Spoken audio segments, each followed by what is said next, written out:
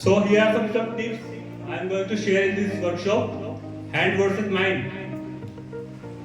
Hand versus mind एक formula है. अगर आपका जो माइंड कहता है वो आपके हैंड काम करते हैं करते हैं. How many of you agree? आपका माइंड कहता है कुछ खुराफाती करनी किसी के, तो आप खुराफाती कर लेते हो क्योंकि हैंड पे कर देना फिर. तो आपके माइंड ने सोचा लेकिन आपके हैंड ने किया. ठीक है, आपके माइंड ने स्टडी की और आपके हैंड ने जाके एग्जाम में लिखा लिखा नहीं लिखा. तो आपके हैंड और माइंड का कोऑर्डिनेशन कैसा होना चाहिए? बहुत अच्छा होना चाहिए, परफेक्ट होना चाहिए. Clear? How many of you agree कि आपका हैंड और माइंड का कोऑर्डिनेशन एग्जाम में आपको सक्सेस दिलाएगा? How many of you agree? Because you have 4 skills. Okay, put down. You have 4 skills: listening, speaking, reading and writing. जब भी आप एग्जाम में जाते हो, आपकी कॉपी जो एग्जाम कॉपी है वो क्या है? क्या है वो आपके माइंड को रिप्रेजेंट कर रही है. आप वहां पे खुद नहीं जा रहे हो, नहीं आपका कोई नाम जा रहा है ना आपकी फोटो जा रही है, आपका सिर्फ जा रहा है रोल नंबर और आपकी कॉपी. यानी कि एग्जाम के सामने जब आपकी कॉपी जाएगी तो आपका माइंड जा रहा है वहां पे और आपकी हैंड राइटिंग जा रही है वहां पे. 2 चीजें जा रही है. ठीक है, तो वहां पे कोई आपका ऑडियो क्लिप नहीं जा रहा कि आपने हमें एक्सप्लेन कर दिया जाके नहीं सर ये तो मत काटो, ये तो रॉन्ग है, लेकिन तो सर मैंने राइट किया है तो रॉन्ग नहीं किया है, आप इसको सही करो. आपको वहां पे बोलने नहीं जाओगे ना, आप खुद जाओगे और पेपर के साथ में बैठ के मतलब एग्जाम कॉपी के साथ में बैठ के जाओगे क्या? तुम नहीं जाओगे ना. तो वहां पे सिर्फ आपकी एग्जाम कॉपी जाएगी और आपका माइंड जाएगा. तो आपकी एग्जाम सिर्फ आपका नॉलेज का एग्जाम नहीं है, आपके प्रेजेंटेशन का एग्जाम भी है, आपके फोकस का एग्जाम भी है कि किस तरह से फोकस होकर आपने एग्जाम को दिया है, उसका एग्जाम भी आपको होता है. ठीक है, अगर आप एग्जाम कॉपी का प्रेजेंटेशन अच्छे से करते हो तो आपको 5 to 10% स्कोर आप ज्यादा से ज्यादा कर सकते हो. मानते हो इस बात को? Anyone? Everyone agree with this कि आपकी एग्जाम कॉपी का प्रेजेंटेशन अगर सही है तो 5 to 10% आप एक्स्ट्रा स्कोर कर सकते हो. And everyone agree? लेकिन फिर भी आपको पता है लेकिन फिर भी आप इसके लिए सीरियस नहीं होते हो. अभी मैं last pre board exam I was checking some copies of students.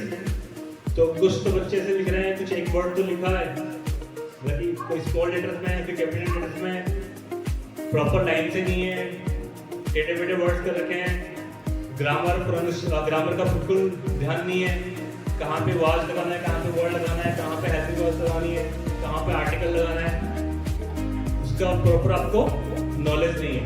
ठीक है, तो आपको हमेशा अटेंटिव होके ग्रामेटिकल मिस्टेक, स्पेलिंग मिस्टेक कम से कम करनी एग्जाम में, हमेशा आपको ध्यान रखना है. ठीक है, तो आगे बढ़ते हैं. हैंड राइटिंग जो होती है हमारी, या तो होती है बैड होती है, खराब होती है, या होती है स्लो, या होती है कि हम जब एग्जाम में स्टार्टिंग में लिखते हैं तो बच्चे अच्छी हैंड राइटिंग लिखते हैं लेकिन बाद में धीरे धीरे खराब होने लग जाती है. 2-3 क्वेश्चन तो अच्छे हैंड राइटिंग हो जाते हैं लेकिन उसके बाद खराब लगती है. कितने बच्चों के साथ ऐसा होता है? स्टार्टिंग में तो एक पेज तो अच्छे से लिखा, जैसे नेक्स्ट पेज पे गए तो फिर हैंड राइटिंग बेकार होने लग जाती है. सबके साथ ऐसा होता है, मोस्टली 90% बच्चों के साथ ऐसा होता है. ठीक है, क्यों होता है? क्यों होता है? कौन बताएगा क्यों होता है ऐसा?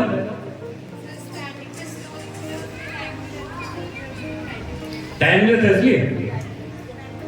ओके, तो आपका जो स्पीड है वो स्लो होना चाहिए. स्लो जरूरी नहीं है स्लो ही हो या फास्ट हो, वो आपका होना चाहिए आपकी हैंड राइटिंग के फॉर्मेशन पे और कनेक्शन पे डिपेंड करता है. ठीक है, आप किस तरह से कोऑर्डिनेट करते हो अपने हैंड को राइटिंग के लिए.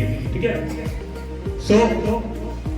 तो या तो बैड होती है, स्लो होती है, या फिर पहले अच्छी होती है फिर बाद में बुरी हो जाती है. ठीक है, तो इसके लिए क्या करना है आपको? आपके हैंड माइंड का कोऑर्डिनेशन करने के लिए आपको वार्म अप करना होगा. अगर आपने बहुत देर से लिखा, जैसे आप एग्जाम में गए, मॉर्निंग में आपसे क्वेश्चन लिखा, मॉर्निंग में 2-3 घंटे हो गए आपको उठे हुए, और जैसे एग्जाम में आप अपेयर हुए तो आपने हैंड और माइंड का कोऑर्डिनेशन नहीं किया, तो आपको कुछ एक्सरसाइज या कुछ वार्म अप एक्सरसाइज कर सकते हो before just starting exam. 5 minute before, ठीक है। तो उससे क्या होगा, आपके हैंड का और माइंड का कोऑर्डिनेशन होगा। कैसे होगा, आप जैसे कि कुछ कॉपी है पिछली साइड पे, तो वहां पे आप दो तीन लाइन ऐसे बना सकते हो, जिग जैग करके, ऐसे स्पाइरल करके, और ऐसे स्लैंटिंग लाइन, और ऐसे स्ट्रेट लाइन और स्लीपिंग लाइन, है ना। ऐसे आप कुछ करके वहां पे अपना हैंड और माइंड का कोऑर्डिनेशन आप इंप्रूव कर सकते हो। क्लियर। तो ये आपको करना है जब आप बिफोर स्टार्टिंग द एग्जाम। उससे क्या होगा, आपका हैंड और माइंड का कोऑर्डिनेशन इमीडिएटली बिल्डअप हो जाएगा। जब कनेक्शन बिल्डअप हो जाएगा तो आपको रिकॉल करने में भी दिक्कत नहीं आएगी। जो क्वेश्चंस के आंसर आपको रिकॉल करने में दिक्कत आती है, तो वो भी जो माइंड में आपके फीड होगा वो जल्दी से आपको रिकॉल भी हो जाएगा। क्लियर। देन अगर आप अपनी हैंडराइटिंग को एनालाइज करें तो उसमें कुछ चीजें हैं। फर्स्ट है गैप बिटवीन वर्ड्स। ये प्रॉब्लम है, गैप बिटवीन वर्ड्स के बीच में आपका गैप ज्यादा होता है, तो उससे भी आपकी हैंडराइटिंग खराब नजर आती है। सेकंड है big and small size of letter. अगर कोई तो आप बहुत स्मॉल साइज का लेटर लिखते हो, कुछ आप बिग साइज का लिखते हो, तो उससे भी आपकी हैंडराइटिंग बेकार नजर आती है। एंड थर्ड है थिक राइटिंग। ये प्रॉब्लम्स हैं। तो थिक राइटिंग आप मोटा लिखते हो, बहुत गड़ा के लिखते हो, तो भी आपकी राइटिंग बेकार आती है। एंड टिल्टेड वर्ड्स, यानी कि आप टेढ़े मेढ़े वर्ड्स लिखते हो, तो भी आपकी राइटिंग बेकार आती है। ठीक है। एंड फिफ्थ है प्रॉब्लम विद वन लेटर। कई बच्चों के साथ एक प्रॉब्लम होती है कि कुछ लेटर का जो शेप है वो कुछ अलग ही बनाते हैं, और ये कई बच्चों के साथ होती है। मैंने भी जो एग्जाम की कॉपीज देखी है, तो उसमें भी कुछ ना कुछ सबके साथ ऐसा कुछ ना कुछ इशू था कि कुछ स्पेशल लेटर जो है उसको कुछ अलग तरीके से बनाते हैं, उससे वो हैंड राइटिंग या जो सेंटेंस है वो प्रॉपर सही रिजल्ट नहीं आता है, ब्यूटीफुल रिजल्ट नहीं आता है। तो उसके लिए क्या करना है, जो गैप है आपके वर्ड के बीच में क्या करना है आपको, राइट। उसके लिए क्या करना है, उसको अगर इंप्रूव करना है, उसको सुधारना है प्रॉब्लम को, तो आपको क्या करना है, स्लो राइटिंग करना है, स्लो लिखना है। ठीक है। एंड अगर आपकी साइज का लेटर आपका बिग और स्मॉल है, तो आपको क्या करना है, आपको एवरेज साइज में लिखने की कोशिश करनी है। जितना अटेंटिव माइंड से फोकस आपका एवरेज साइज में लिखने की कोशिश करोगे, तो आपकी राइटिंग सही नजर आएगी और आपको स्पीड भी आपकी सही होती जाएगी। क्लियर। अगर आपकी राइटिंग कुछ ज्यादा बेकार है, तो एकदम एग्जाम के टाइम तो आप राइटिंग तो क्यों नहीं कर सकते आप, आप सुधारने बैठ जाओ। तो आपको कोशिश ये करनी है, अगर राइटिंग आपकी बेकार है तो आपको बिग लेटर्स में या बड़ी साइज की राइटिंग में आपको लिखना है। क्योंकि अगर एग्जामिनर को कुछ वर्ड समझ में आया, कोई सेंटेंस समझ में आया, तो आपकी राइटिंग अगर लेटर्स आपके बड़े होंगे तो वो इजीली उसको समझ जाएगा कि हाँ इसने ये लिखा हुआ है। ठीक है। एक तो राइटिंग छोटी होती है, लेटर्स की शेप छोटा होता है, उसके बाद भी फिर आप गंदी हैंड राइटिंग लिखते हो, उससे क्या होता है, अगर आपने सही भी लिखा होगा तो वो एग्जामिनर को गलत ही लगेगा। क्लियर। तो नेक्स्ट थिक राइटिंग होती है आपकी, तो आप होल्ड करो पेंसिल, पेन को बहुत लाइटली होल्ड करो, तो आपको थिक राइटिंग आपकी नहीं आएगी। एंड नेक्स्ट है फिर प्रॉब्लम विद नो लेटर। उसके लिए आपको प्रैक्टिस करनी है, उस लेटर की स्पेशली आप अलग से उसके लिए प्रैक्टिस करो, उसको इंप्रूव करने की, उसकी साइज की, उसकी फॉर्मेशन की, और उसके शेप में आपको इंप्रूवमेंट नजर आएगा। ताकि वो वन लेटर जो है उसकी आप प्रैक्टिस करोगे तभी जाके इंप्रूवमेंट नजर आएगा।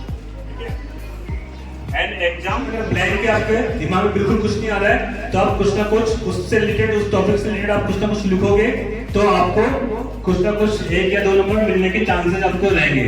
ठीक है। अगर बिल्कुल क्वेश्चन नहीं आ रहा है, ये सबसे लास्ट में आपको करना है, जब आपका पूरा पेपर सोल्व हो जाए उसके बाद आपको टाइम बचता है तो। ठीक है। एग्जाम की टिप्स है, जैसे आपको भी एग्जाम लिखते हो तो section A, section B, section C आपको प्रॉपर मेंशन करना है।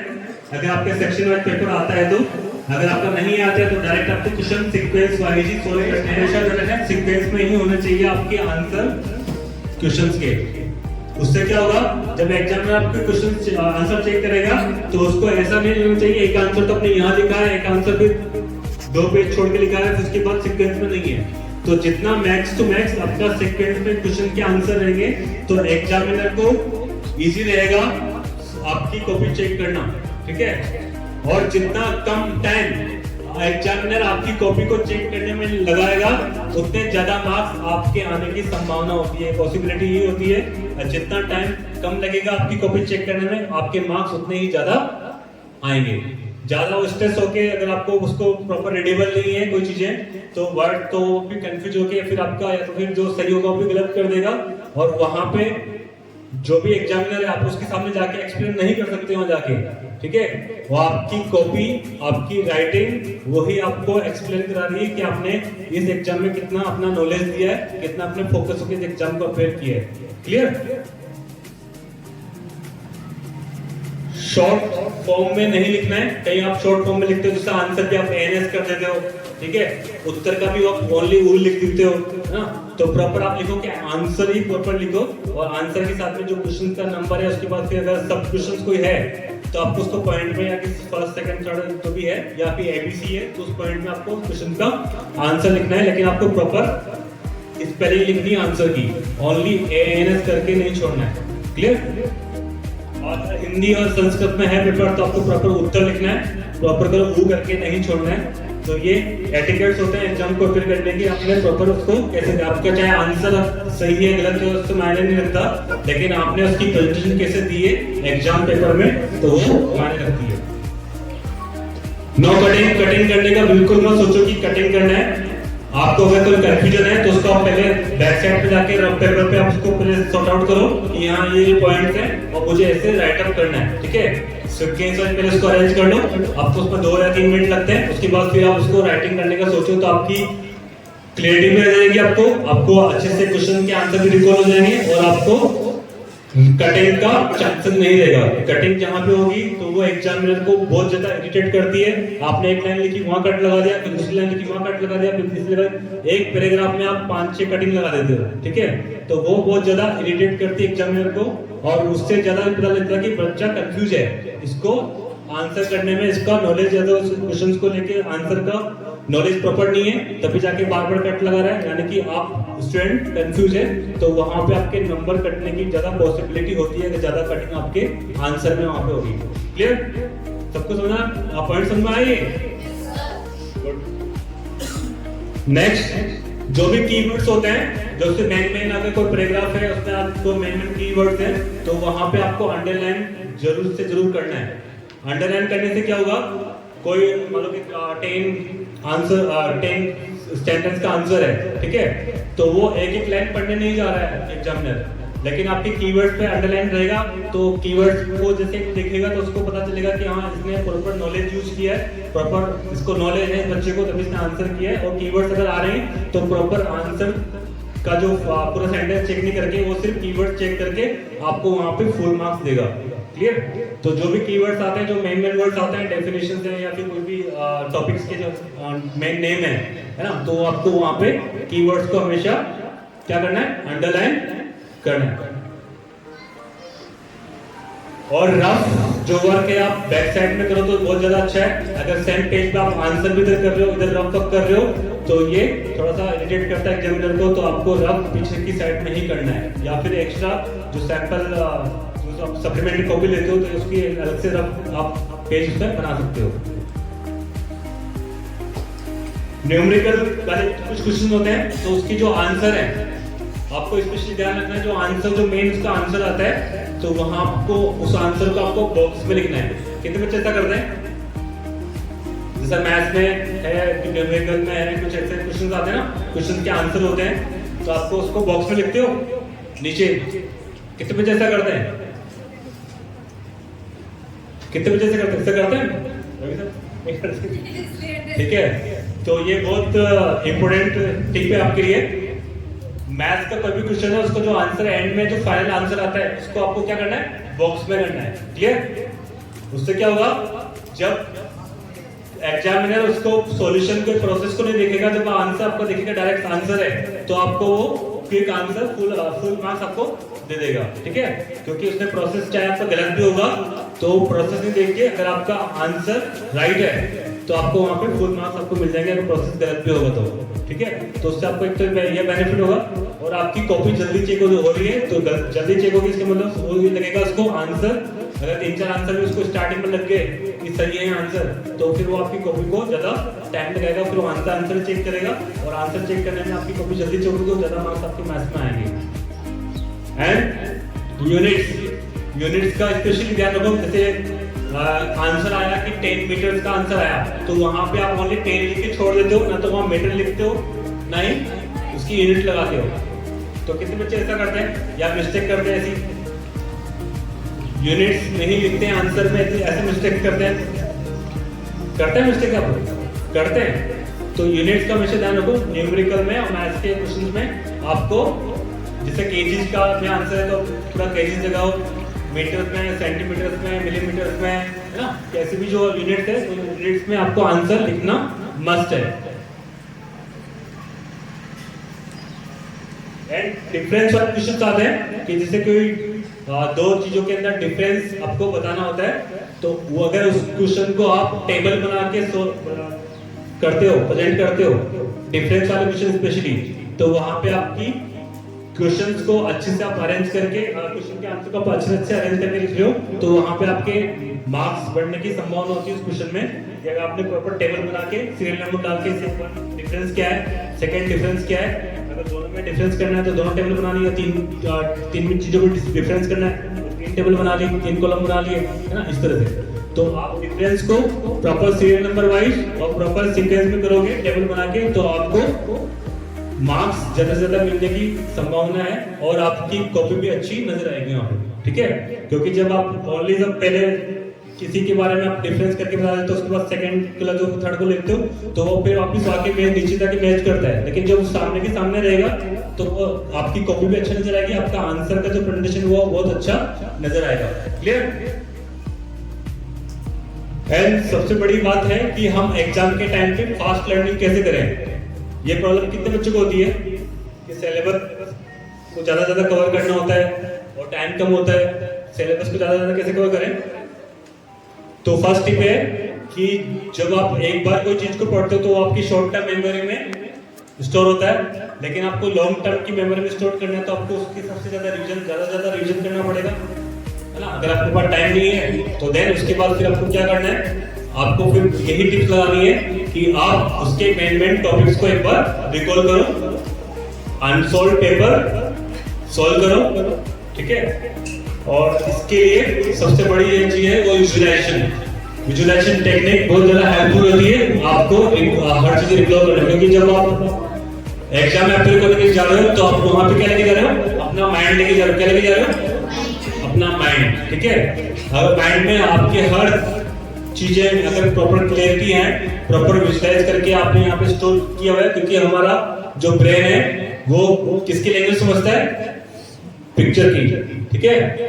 पिक्चर की लैंग्वेज होता है, एक तो हमारा राइट ब्रेन होता है, हमारा लेफ्ट ब्रेन। तो लेफ्ट ब्रेन वो लॉजिकल होता है, मैथमेटिकल होता है, लेकिन हमारा जो राइट ब्रेन वो क्या होता है, क्रिएटिव होता है, वो पिक्चर्स की लैंग्वेज समझता है ना। जब आप किसी क्वेश्चन का आंसर को पिक्चराइज करके या स्टोरी फॉर्मेट में अपने मेमोरी में स्टोर करते हैं तो आपकी लॉन्ग टर्म मेमोरी में सेव होता है और आपको लॉन्ग टर्म तक वो मेमोराइज रहता है, ठीक है। तो आपको लॉन्ग टर्म मेमोरी में कैसे आप अपने स्टडीज को स्टोर कर सको, अपने क्वेश्चंस को लर्निंग कर सको, तो वो आपको इस चीज को हमेशा ध्यान रखना है, क्लियर। और लर्निंग जो है, लर्निंग हमेशा बोरिंग होती है, क्योंकि सफलता के लिए हर किया गया काम बोरिंग ही होता है। एग्री? सफलता के लिए किया गया हर काम बोरिंग ही होता है और लर्निंग भी बोरिंग ही होती है, पढ़ाई भी बोरिंग ही होती है, ठीक है। लेकिन आपको ये सोचना है कि आपको इसमें अगर सफलता लानी है तो आपको एक ही रास्ते पे चलना है कि आपको मैक्स टू मैक्स आप कैसे अपने एग्जाम की प्रेजेंटेशन को इंप्रूव कर सको और कैसे आप अच्छे से अपने नॉलेज को एनहांस कर सको, अपनी पढ़ाई में कैसे आप एक्सेल हो सको। और जितना ज्यादा अपनी फोकस होकर करोगे उतना ज्यादा आपको रिजल्ट आएगा, ठीक है। और this is the time of focusing more and more on your studies, ठीक है। जितना ज्यादा अपनी डिस्ट्रैक्शन को कम कर दोगे उतना ज्यादा आपका फोकस बढ़ेगा। जितने ज्यादा डिस्ट्रैक्शन आपके रहेंगे उतना आपका फोकस कम होगा।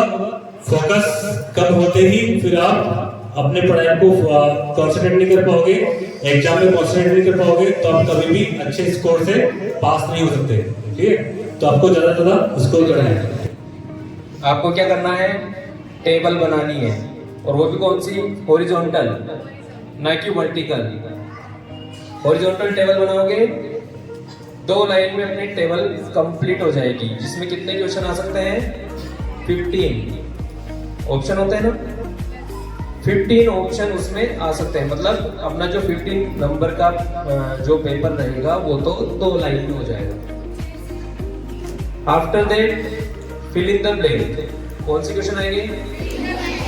Fill in the blank. अगर क्वेश्चन आते हैं तो हमें क्या करना है? उनमें 1 वर्ड का आंसर होगा। फिल इन द ब्लैंक में क्या आता है? 1 वर्ड आंसर होता है। तो 1 वर्ड आंसर के लिए एक लाइन को क्यों हम बिगाड़े? वो तो स्पेस, अगर एक लाइन छोड़कर हम वापस उसके नीचे लिखते हैं तो पूरी लाइन जाएगी अपनी। तो इसको आप क्या कर सकते हो, जो जैसे इवन और ओड नंबर पता है, इवन और ओड नंबर, अगर कभी ऐसे क्वेश्चन आ जाए ज्यादा 5, 6, 8, 10 इस टाइप से क्वेश्चन हो, तो आपको क्या करना है? बीच में एक लाइन बनानी है। पहले क्वेश्चन देख लो, क्वेश्चन कितने हैं? अगर 8 क्वेश्चन है तो 4 लाइन है ना, 4 लाइन को हाफ करो, 4 आंसर इधर, 4 आंसर इधर, दोनों साइड उस एक पेज में आंसर लिखकर वहां स्पेस बचा सकते हो। ये मैं इसलिए नहीं बता रहा हूँ कि कॉपी वेस्ट होती है, ये इसलिए बता रहा हूँ कि अगर स्पेस आपके पास नहीं बचा, आपके 1-2 क्वेश्चन छूट गए तो लॉस आपका है। इसलिए इनको थोड़ा सा लिमिटेड चीजें बना के चलना। तो 1 वर्ड हो गया, उसके बाद में ट्रू फॉल्स अगर आते हैं तो उसका भी सेम पैटर्न होता है, एक लाइन में भी आंसर कर सकते हो। वहां पे आंसर नंबर डालो, उसमें ट्रू आएगा या फॉल्स आएगा वो लिखना है। तो एक लाइन में 5 या 6 क्वेश्चन के आंसर कर सकते हो ट्रू फॉल्स में भी। उसके बाद very short answer type question बनते हैं अपने, 1 लाइन 2 लाइन के क्वेश्चन। अब 1 लाइन 2 लाइन जो क्वेश्चन है उसमें ध्यान रखना, अगर 1 और 2 वर्ड, 1 वर्ड 2 वर्ड इससे ज्यादा का आंसर हो तो आपको पूरा सेंटेंस बनाना है। क्या करना है? पूरा सेंटेंस बना के उसका आंसर करना है। और हैंड राइटिंग का आपको पूरा ध्यान रखना उसमें। हैंड राइटिंग आपकी अगर अच्छी होगी तो इससे कॉपी चेक करने वाले को पता चलता है कि एक तो उसका माइंडसेट बनता है, कॉपी चेक करने में भी मन लगता है। और एक ऐसी कॉपी हो जिसमें पता नहीं जाने क्या लिख रखा है, हैंड राइटिंग का ही पता नहीं चल रहा है, तो फिर वो एक माइंडसेट जो होता है वो बन जाता है उसमें। तो आपको इसको ध्यान रखना है। राइटिंग के टाइम पर, लिखते टाइम पर आपको अपनी हैंड राइटिंग पर विशेष ध्यान देना है, बिल्कुल भी बिगड़े नहीं। इसके बाद अब एक इम्पोर्टेंट जो अपने 10th वालों के लिए पॉइंट है, आपको एक ही पेन से लिखना है। ऐसे होता है, उस पर पेन ऐसा चलाएंगे यही पता नहीं चलता है कि वहाँ लिखा हुआ क्या था। ये सबसे गलत तरीका है। आपको अगर किसी वर्ड को वहां से गलत लिखा गया, रॉन्ग हो गया, तो वहां पे क्या करना है? उस पर एक सिंपल सा क्रॉस लगाना है। क्या करना है?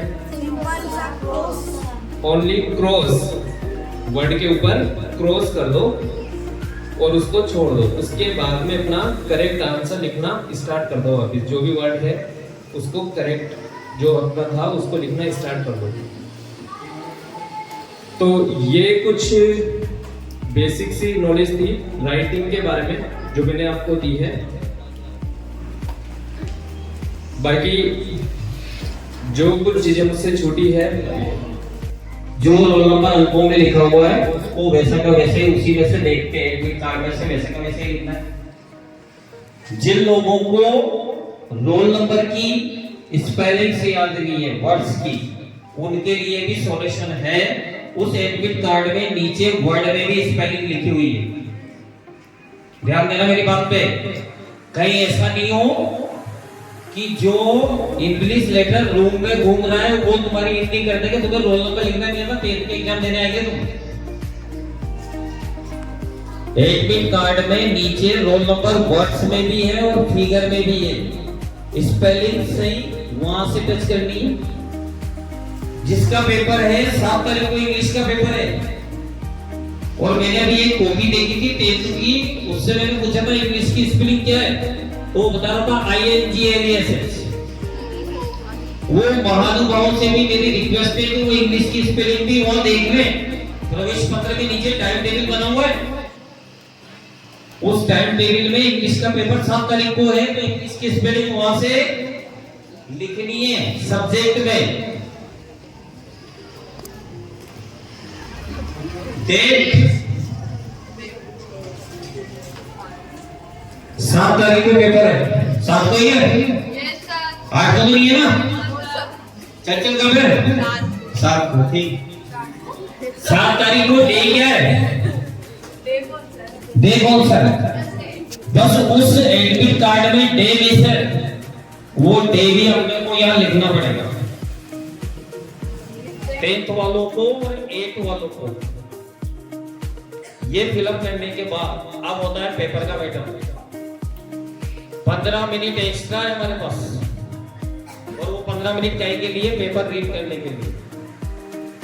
पेपर सोल्व नहीं करना है, पहले रीड करना है। रीड करने का प्रोसेस क्या है, watching, thinking and writing. Writing last पे आ रही है, पहले क्वेश्चन को वॉचिंग करो, देखो क्या है, फिर थिंकिंग, सोचो कहीं मैंने पढ़ा था क्या, या टीचर ने कभी पढ़ाया था क्या, थिंकिंग करो, और थिंकिंग करने के देन आफ्टर राइटिंग। और 10th क्लास में सबसे बेटर काम क्या है, इंग्लिश में चैप्टर के नेम आते हैं क्वेश्चन के पीछे साइड में ब्रैकेट में, कि ये जो क्वेश्चन लिया है कौन से चैप्टर से लिया गया है। जिसको उस समय आंसर याद नहीं आ रहा है, वो क्वेश्चन का आंसर लिखने से पहले उस चैप्टर को रिकॉल कर ले एक बार, जब आंसर आ जाए फिर आंसर लिखना है। अब आते हैं, 2 क्वेश्चन के बीच में और लगा रहता है, ध्यान देना। और ये क्वेश्चन होता है 60 वर्ड का, और मार्किंग होता है 5। कभी कभी हम गलती से क्या करते हैं, जो क्वेश्चन हमें याद नहीं होता है उस क्वेश्चन को हम पिक कर लेते हैं और उसकी 2-3 लाइनें लिख भी देते हैं, आगे फुल स्टॉप, अब वो आंसर नहीं आ रहा। या 2 स्टोरी आई, lion and the mouse, elephant and tailor. अब एलिफेंट एंड टेलर की स्टोरी हमें याद है, लेकिन हम कर क्या रहे हैं वहां पे, लॉयन एंड द माउस की कहानी को राइट कर रहे हैं। लाइन एंड द माउस की कहानी लिखी, थोड़ी सी कहानी लिखी, अटक गया, अब आई नहीं। फिर हम क्या कर रहे हैं, उसको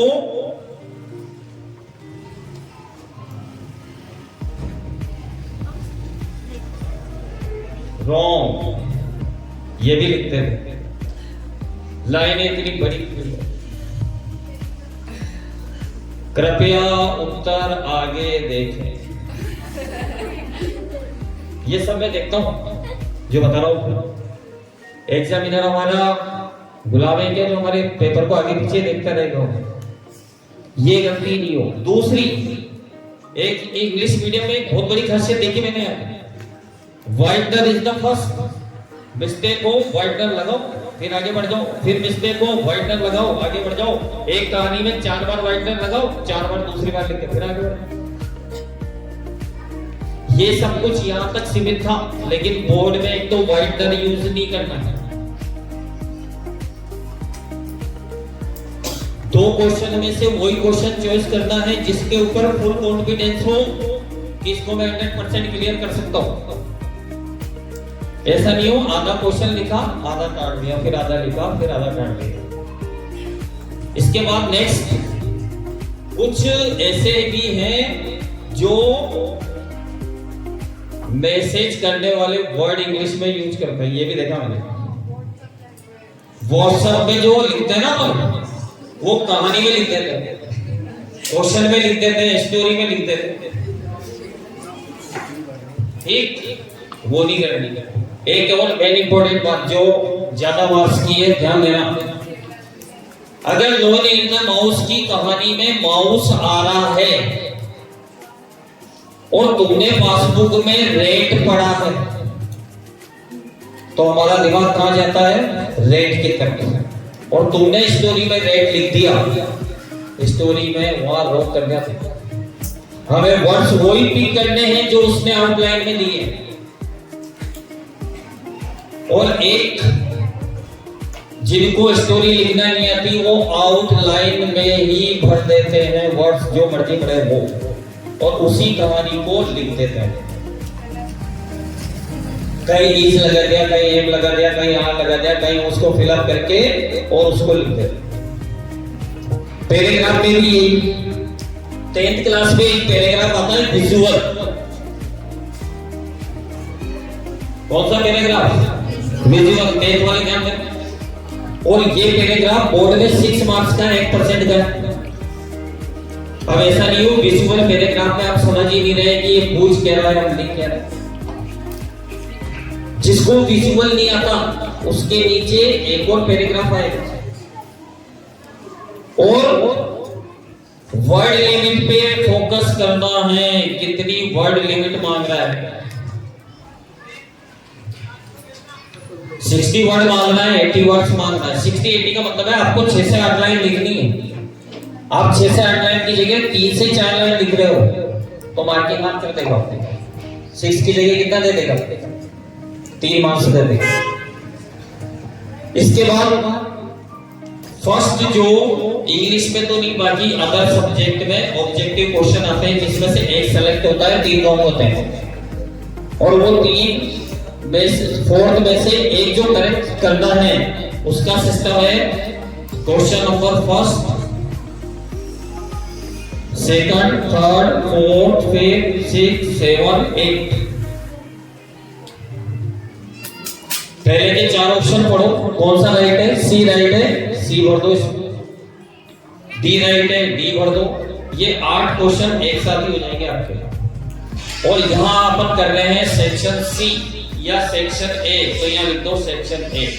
सेक्शन ए के फर्स्ट के 8 क्वेश्चन एक साथ। फिर आप कर रहे हैं सेक्शन बी या सेक्शन सी। जहां भी हम चेंज कर रहे हैं वहां सेक्शन लिखते जाए। एक और प्रॉब्लम पैसेज करने की। 10th क्लास में पैसेज करना लेगा बच्चों।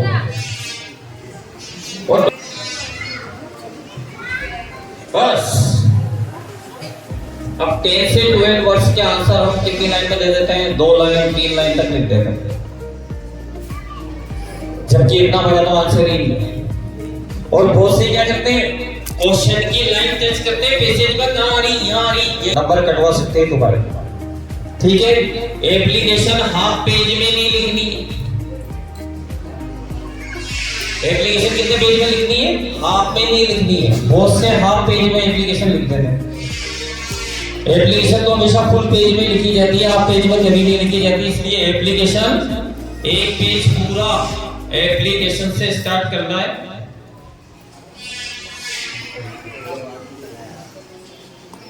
एप्लीकेशन में इससे टच करके सारी चीजें लिखनी है। इस साइड में कुछ भी नहीं लिखना है।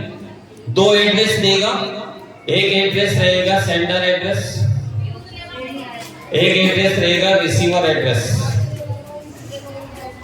क्वेश्चन थोड़ा ढंग से पढ़ना पड़ेगा, उसमें दोनों एड्रेस मिलेंगे, रिसीवर का एड्रेस और सेंडर का एड्रेस। सेंडर का मतलब होता है भेजने वाला, रिसीवर का मतलब होता है जिसको मिलेगा।